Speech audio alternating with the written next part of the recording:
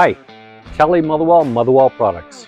What I have here today is our solo luggage rack for the 2018 and up Heritage Softail. These racks come in three finishes: a chrome finish, a matte black powder coated finish, and a gloss black powder coated finish.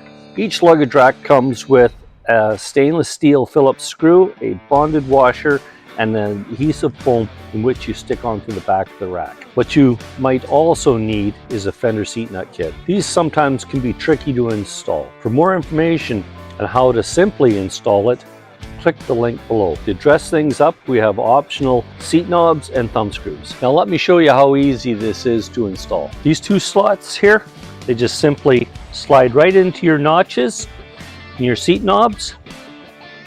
Should be a nice snug fit. Go in, and on the back just drops down on your fender seat nut. Install your thumb screw,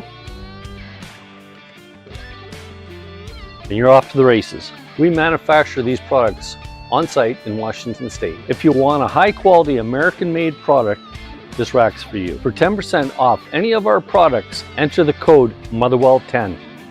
Have a great day and ride safe.